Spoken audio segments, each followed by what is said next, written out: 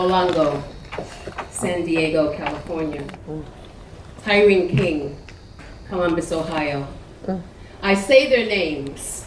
These are the latest black men and boys slain by police officers. The spirit of tonight seeks to celebrate and awake the activism in all of us. Spike Lee's work pushes us out of our comfort zone and compels us to ask why. The people who represent the offices, the organizations, and the projects that you may hear from tonight identify themselves as concerned citizens who are committed to staying engaged and creating spaces that continue conversations that can usher us toward change. I'm grateful this evening to welcome Mr. Lee to Teachers College for the timely and significant documentary screening, Two Fists Up, We Gonna Be Alright. I'm also grateful to introduce these next two individuals, Dr. Thomas James and Dr. Janice Robinson. These two individuals have been consistently generous and supportive in the work that I do here at Teachers College with the Racial Literacy Roundtable Series and the Civic Participation Project that I work with Lalitha Vasudevan and Laura Smith. Provost and Dean Tom James is also a professor of history and education. He strongly supports efforts to advance all peoples at TC and beyond. And he is committed to strengthening diversity practices as the core part of the Teachers College mission. Dr. Janice Robinson, who will bring us remarks from our president, Dr. Susan Furman, is a proud alumna of TC and vice president for diversity and community affairs. She is an associate professor in higher education and TC's Title IX coordinator. Please join me in welcoming these wonderful individuals.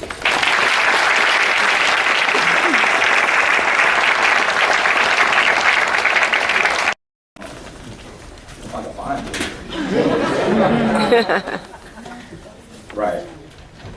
So, here we go. So Spike Lee was born Shelton Jackson Lee on March 20th, 1957 in Atlanta, Georgia. He was an amateur filmmaker by the age of 20 and won a Student Academy Award for his graduate thesis film. Lee grew attention with his first feature, She's Gotta Have It, one of the most profitable films made in 1986. Right. And continues to create films that explore provocative topics like race, politics, and violence. He is also known for his documentaries and commercials. I'm gonna skip to the end because I know he wants to come up. Lee's 2015 film, Chirac, an adaptation of Aristophanes' list. Someone tell me. Aristophanes. Said in modern day Chicago was the first feature produced by Amazon Studios. That year, the acclaimed filmmaker also received an honorary Oscar at the Academy of Motion Picture Arts and Sciences Annual Governor's Awards. Mr. Lee is also a recipient of the 2010 Teachers College Medal for Distinguished Service. Ladies and gentlemen, the man we're here for, Mr. Spike Lee.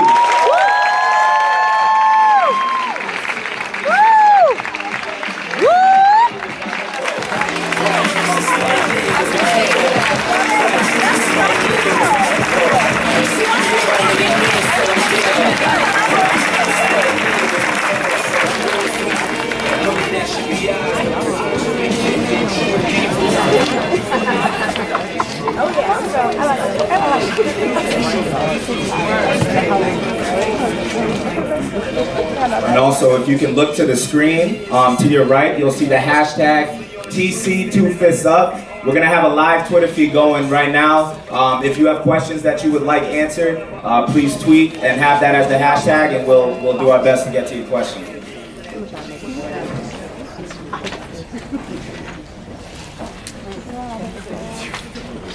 Before we begin our Q&A, and the way that it will work is, I have one question that I would like to ask Spike.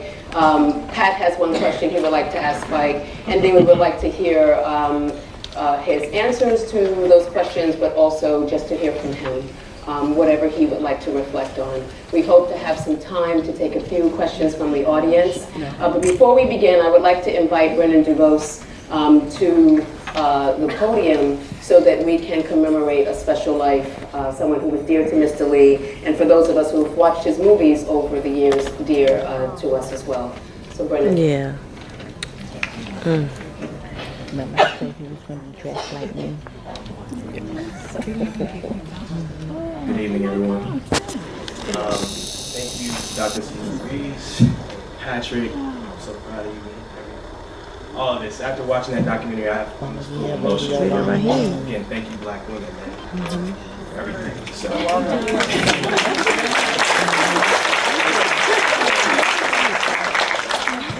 So, Dr. Spike Lee. He transcended and revolutionized the Black image in cinema. And in that image, birthed an iconic character, Radio Raheem. And I just want to read a poem by Lemon Anderson. It states, "And then there was Radio Raheem. Flat top, tight fade, built like an '89 New York Giant. The majestic brother you could hear 2 blocks away, in any direction pumping Public Enemy. From the horns of his ghetto blaster, the conscience brother who wanted nothing but to be alone and live in the loud space of his radio. A young, black, beautiful man who died in the hands of blue fear and white fury. People walked across the street when Radio Raheem came down the block. The starch in his frame scared them away from the gap in his smile. The 4-fingered rings where we're seen like brass knuckles, when if you stopped him, like Mookie did as the sun set on that hot summer BK Brooklyn day, you would see Raheem's hand, like his mind, were worth its weight in gold."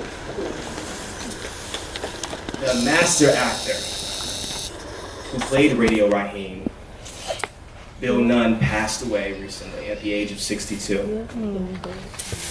And although he's no longer here with us physically, the magic that he left with us, his art, will be with us forever. And I want to take the time to share a clip of the master actor, Bill Nunn.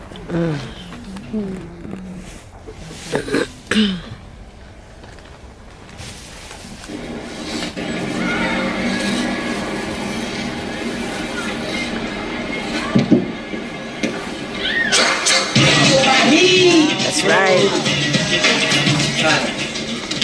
Where are we headed to? Slice. You going down the south? Where? I gotta make some deliveries and I'll check you back there, right? Delivery back there. Alright. Oh shit! Can we check it out? That's the hype! Newest, latest. Let me tell you the story of right hand and left hand. It's a tale of good and evil. Hey! It was with this hand that Cain iced his brother. Love. These 5 fingers, they go straight to the soul of man.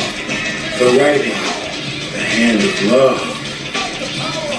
The story of life is this. Static. One hand is always fighting the other hand. And the left hand is kicking much ass. I mean, it looks like the right hand love is finished. But hold on, stop the presses, the right hand's coming back. Yeah, he got the left hand on the ropes now, that's right. Yeah, ooh, it's a devastating right hand, it's hurt. He's down. Ooh, left hand, hey, KO'd by love. If I love you, I love you. But if I hate you, There it is, love and hate. I love you back. Read Raheem, check the legs. Peace.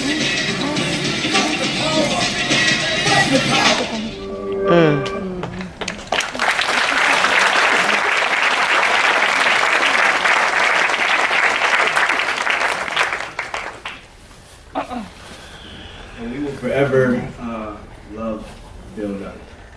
And I want to take a moment of silence for Bill Nunn.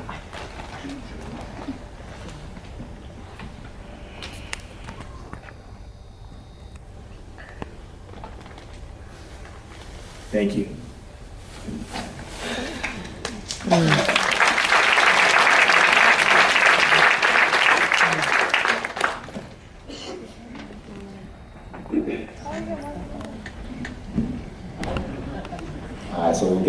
we'll get back to the questions.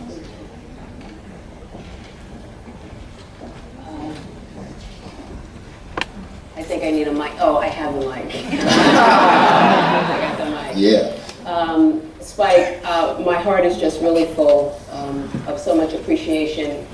I just want to thank you again for this work and for asking me to be a part of it.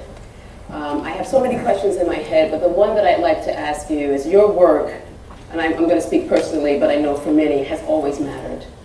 And the work that you have chosen to share with us through your movies, you reflect the ills of society and you push us to want to make change.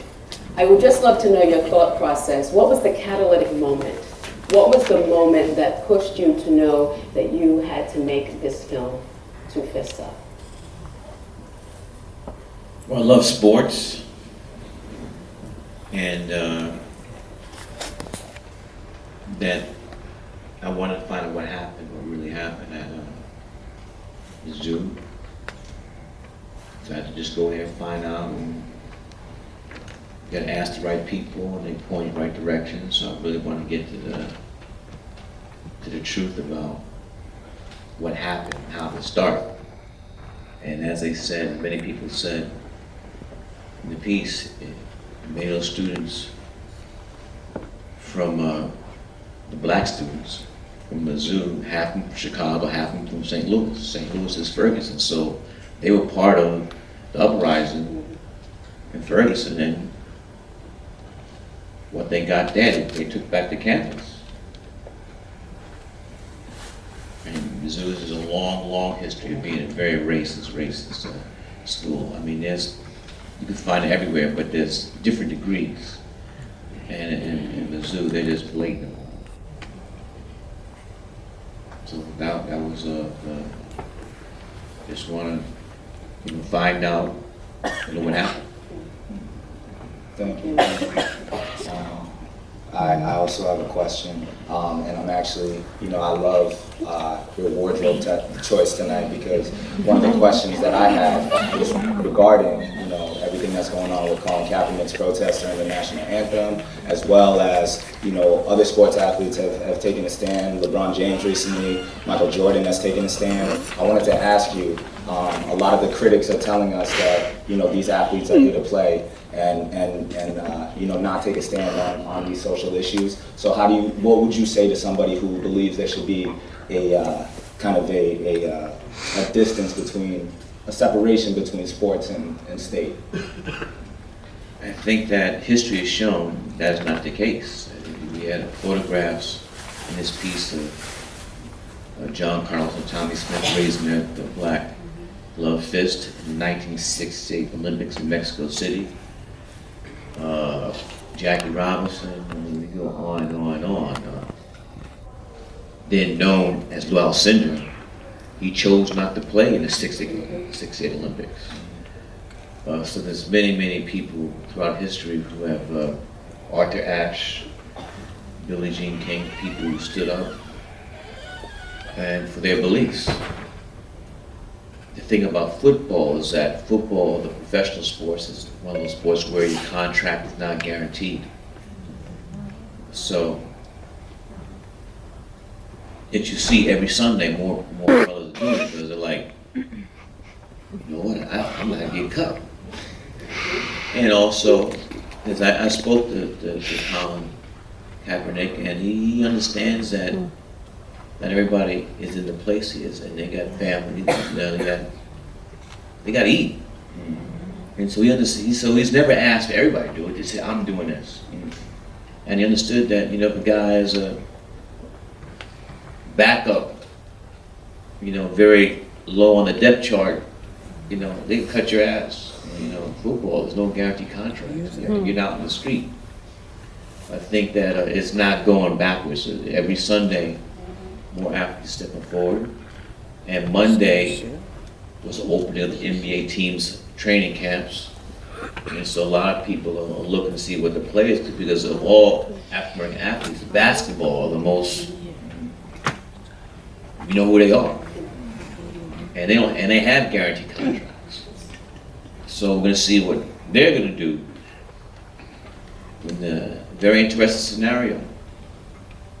One of the biggest games of the year is coming up. Season opener. It's going to be in the national game is going to be in Cleveland, where the Cleveland Cavaliers will receive their championship rings. They shouldn't have won, but anyway.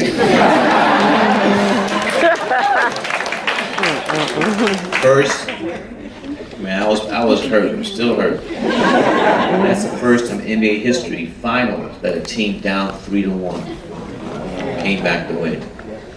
And a certain player on Golden State that made that possible, but I won't name his name. But anyway, the season opener, the Cavaliers, LeBron James Company will receive their rings. And the team they're playing are the orange and blue, the New York Knickerbockers. It's very interesting, you know, what's going to happen that night. So I don't know. I'll be looking. You know, what's going to happen when national anthem? The thing I never knew about that third stanza in national anthem, where it's really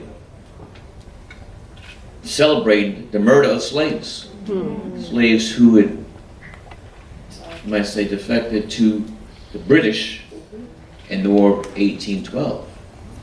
And it's funny how they tried to turn this around and make it seem like what Colin was doing to other people, like, was disrespect to the veterans, and the veterans came out and said, and that squashed that shit right away. So, you know, people getting woke. And I think that this is a great example of this film, because forget about playing NFL. In college, that's really a plantation. So they could have cut, take away your scholarship in a minute. And they got together, so we're not going to let our brother starve to death. So there's always been great examples of this with our history, of us people who are ancestors, who are slaves, or ancestors. I mean, there's many stuff that we don't even know about. There's lost history, but we've always made brave decisions that could affect one's life. And for me, one of the greatest ones is that there was a time the United States of America was against the law for slaves to read and write. But our ancestors had the knowledge, the understanding, the wisdom, and the vision, knew that education would be one of the ways for us to get out of bondage.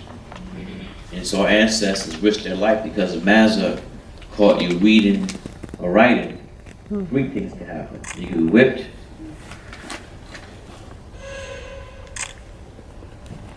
castrated, or hung. A mouse having a bad day would be all three. But despite that, you know, our ancestors risked their life to teach how to read and write. And so then you fast forward 246 years. Well, that's not an exact math, but half of young black men don't even graduate high school today. So, you know, there's a lot of work that still has to be done. Thank you. We would like to take about 10 minutes, if we can just have a time check. And we'd like to open it up to all of you. For those of you who are able to ask a question, I definitely want to take one or two, at least from the top. Cheap seats. I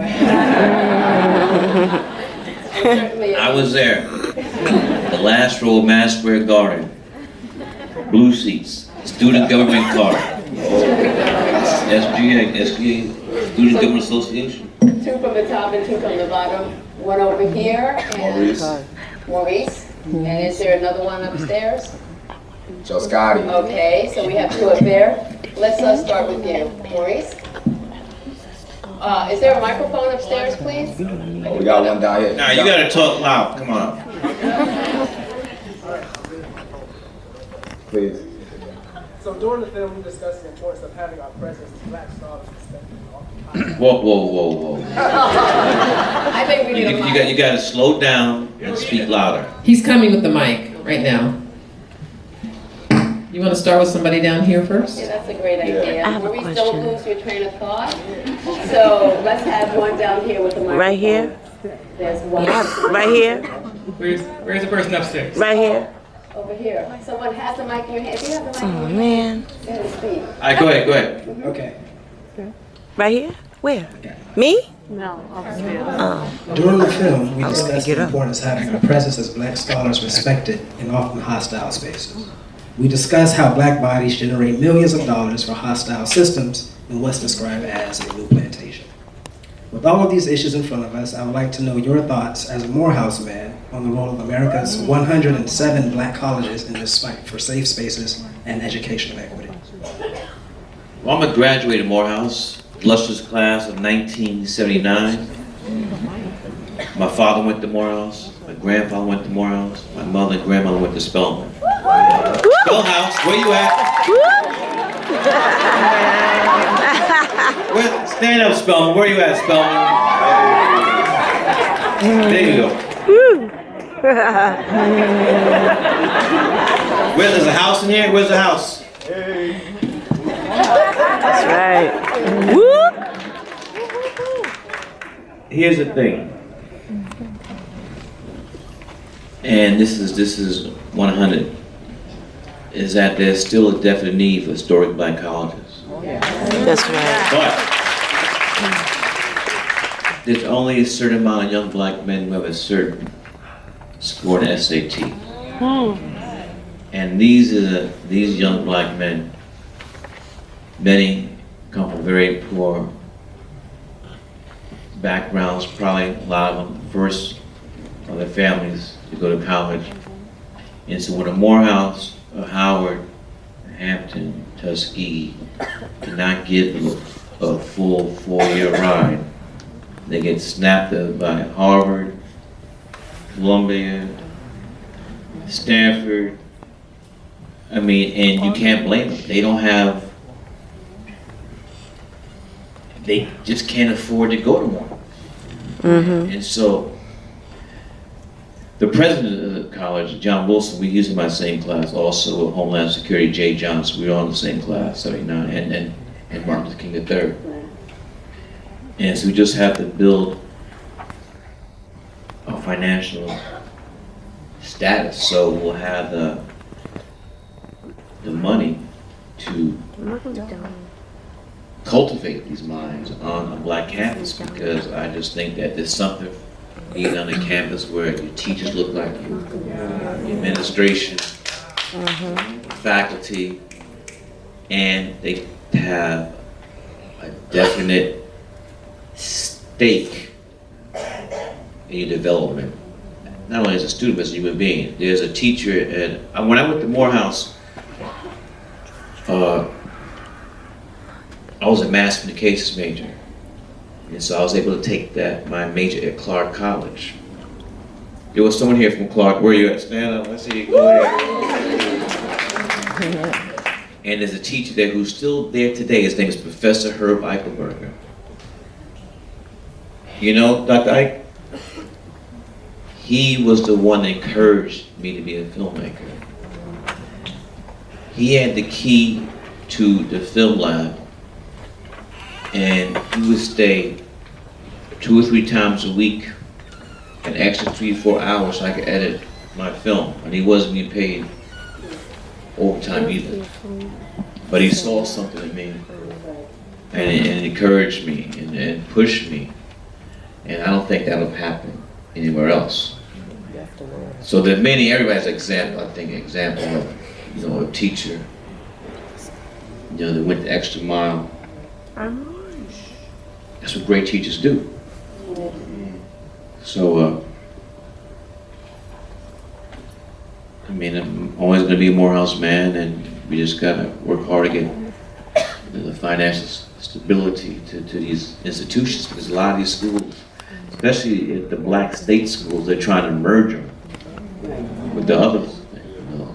So, like, they're systematically trying to get rid of these schools and trying to say they're obsolete, which we know that is not the case. Mm-hmm.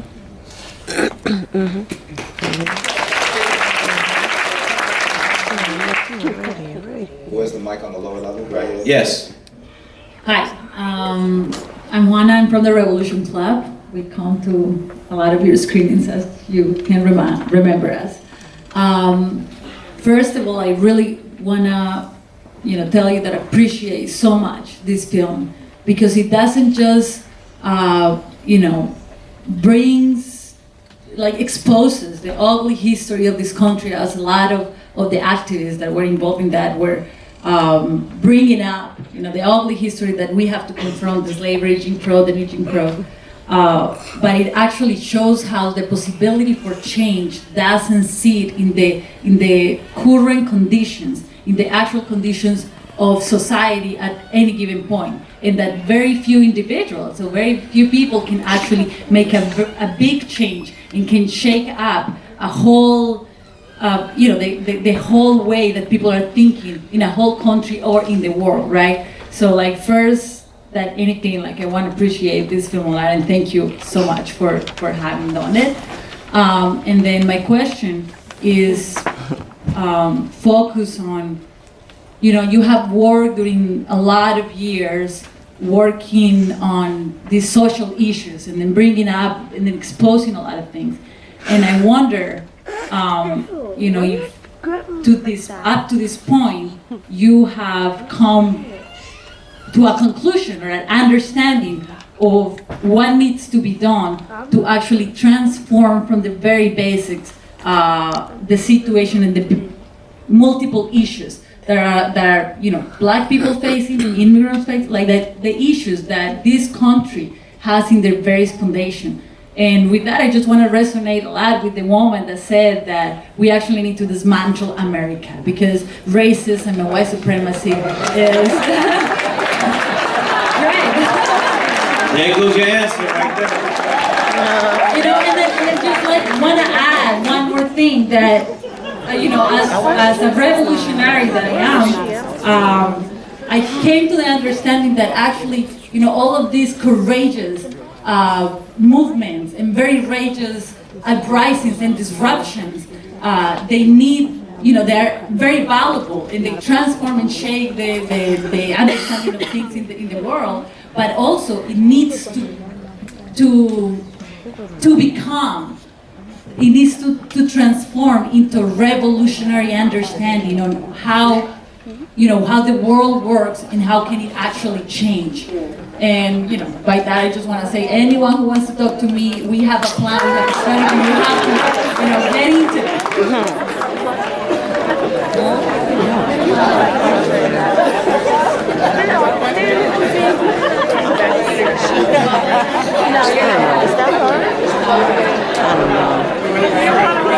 Where's the mic upstairs?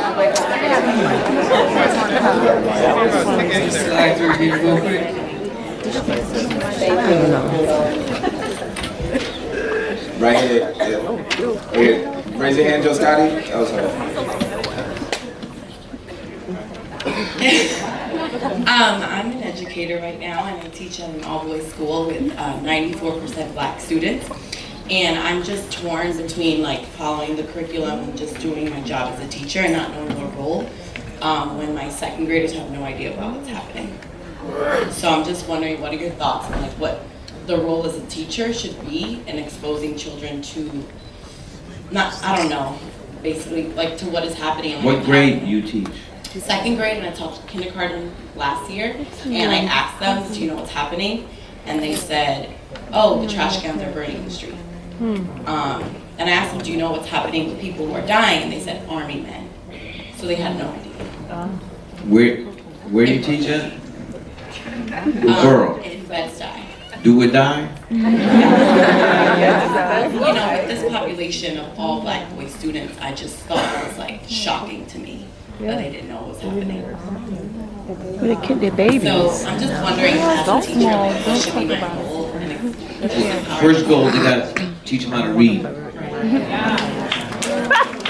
How to read. Systematically, we're below the average reading level, and also understand it, and it's even harder you can tell to them make that them they want won't to read, comprehend. make them want to enjoy reading, explaining the how important it is to read. Thank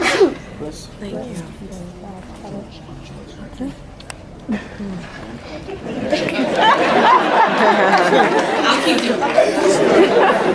I think that might be it, right? Down here, Right here, right here, right here. Right, there's no mic. Oh, she got the mic. I don't need a mic. yes. She got the mic. Thank you for bringing the film here. I really appreciate it. And I really love how you started the film with Ferguson and even with things that happened before Ferguson and sort of showing outside and how those things affect the university. So another fight that also has been going on is the fight for 15. And what I was curious about is in the film, there was a point where Jonathan Butler mentioned students, staff, and faculty. And what I'm curious about is if the climate is as bad, and we know it's as bad as they were describing, then I'm sure staff were also going through things as well. And did you hear in your interviews with students how they created solidarity across the different groups on campus, especially people who are working on campus, and how they connected with people across those lines? Because I love how you made an effort to show that the struggles outside the university are penetrating the university and it's not an oasis. Well, I think there's this misnomer to think that university colleges are just some oasis in doing it. Southern California, USC, that's great output. So, even though you might want to have more security or more fences, whatever, you're still in the world. And I think that's a good thing, that no one should walk around thinking I'm in some utopia and what's happening in the world should not affect me because I'm pursuing my higher learning or whatever the fuck you're doing. Sorry, now you're doing it. Oh. We'll talk about it later. Unless she was in utopia, she's heard that word before. But, I mean, and I think it's great where students realize that you walk across the street, it's not Columbia anymore. You know, people are dealing, trying to get by. That's the answer to that. Up top. Where's the mic? Where's the mic? No, you gotta come down front. Don't jump. Peace, big brother. Hello. Right? I'm sure you've heard of the Killer Mike campaign to get black people to put money in black banks. Could we press upon you to create a campaign for celebs to invest in the community as far as like supermarkets and discount stores and gas stations and the whole like of that? Because everybody's calling for a boycott. Well, we don't have anywhere to boycott to. We don't have any place to put our money into. I mean, all we basically can do is maybe not eat at the white restaurants, the Mexican restaurants, and what have you. But that's about it. When I have to buy towels, water, and bread, you know, I have to go to the regular supermarket where none of us are working and none of us are getting any benefit from. So I never understood. Like, I've been in this movement for a long time. I'm an old head. I was actually born into the movement. Why none of the black people of means ever opened up business in the black community, basic businesses. Well, that's a blanket statement. First of all, Magic Johnson owned a bunch of Starbucks. I mean, he managed movie theaters, so you just can't make a blanket statement. The basics. Like, we get, granted, when I'm talking about the basics, we spent the majority of our dollar is spent in places like supermarkets and gas stations. No, the majority of money is spent in entertainment. Okay, well, so then we would all go to National Giant Theater. We want to go to the movies. But if I want to buy water and bread, I still have to go to the regular place. If we talking about boycott, we talking about everything, right? You have to be very strategic when you talk about a boycott. For example, Black Friday in Chicago, Miracle Mile, North Michigan, they lost like millions of dollars. And that had a direct effect. So, another thing was that there were no superstars or celebrities that had then President Tim Wolf get fired. Yes, University of Missouri. Those were students. So I think that a lot of times you go down the wrong track when you put expectations on people of color who might not want to do that. You know, it's not going to be an athlete or entertainer that's going to lead us to the promised land. You know, it's going to be the people. I think that's one of the most powerful things about this, is that University of Missouri is a big time, they're an SEC. College sports is a $1 billion industry. And the athletes don't get, I'm not going to curse.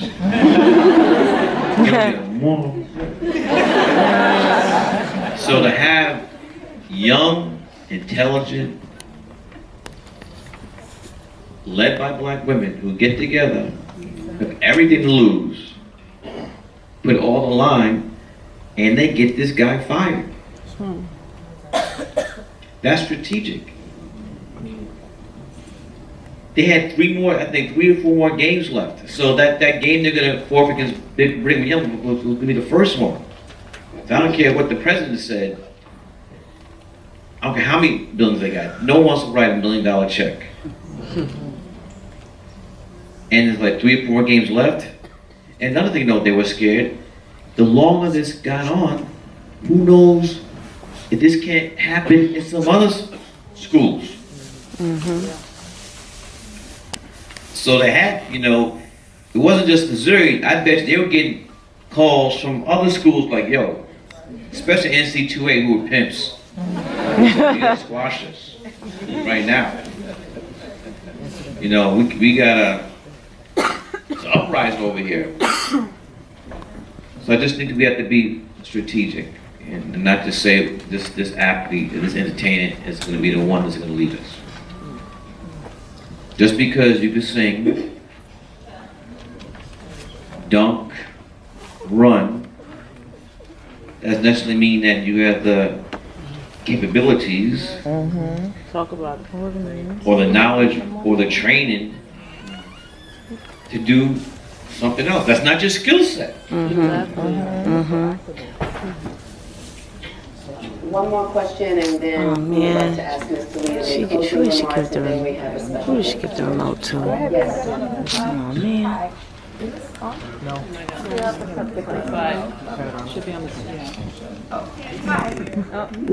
can you hear me? Okay. I first wanted to say that I really appreciate this film, mostly because, speaking for myself, when you see activism and things like this happening, there's never really a time where you see a happy ending, generally. So I felt like that was really important, just kind of like as a pick-me-up, because we don't really get that as often as we should.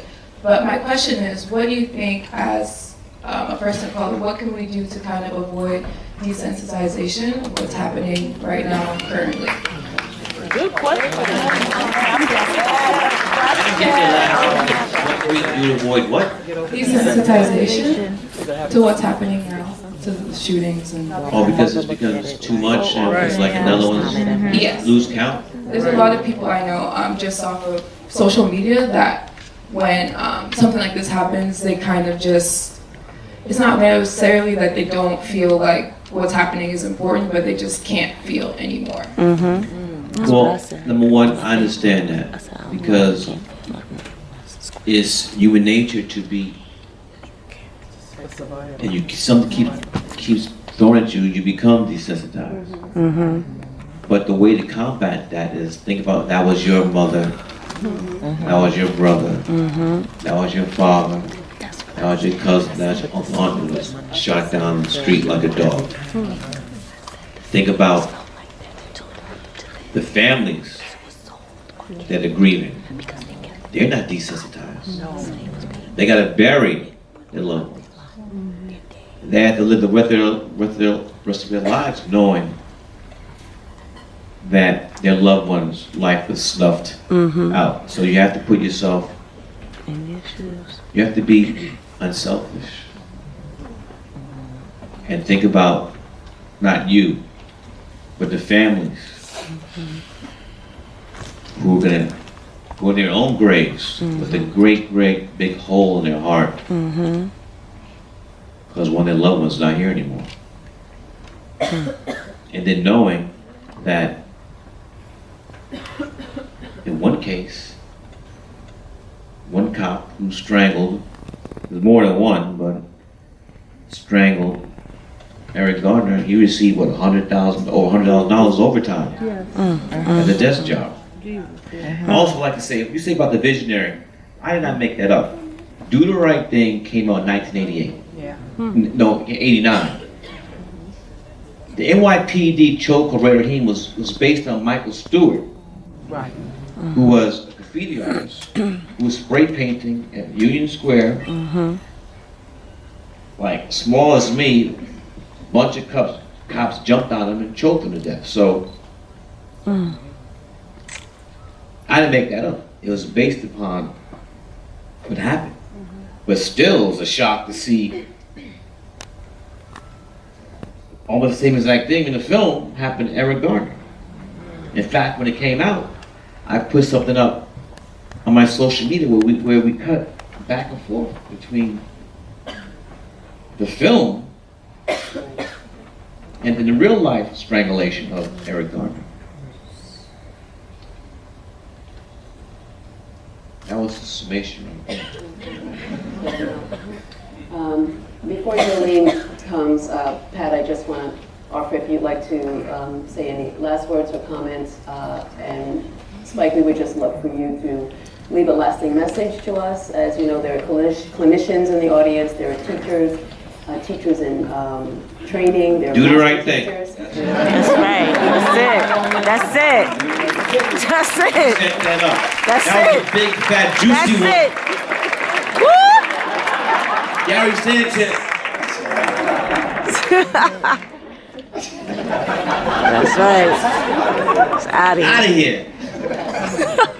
Spike, man, you know, we truly appreciate having you here. I think that, you know, the efforts that we have, you know, along this process of, you know, the fight for our liberation and proper representation, it can get tiring, it can be traumatic, right? And along the way, if we don't practice self-care and we don't, you know, think about ourselves and have communities like these to come into and feel the energy in these spaces, you know, it can be a very tough struggle. And I think that, you know, having you come to campus, having you in this room right now is refueling us in more ways than you know we know right now. Yeah. Thank you.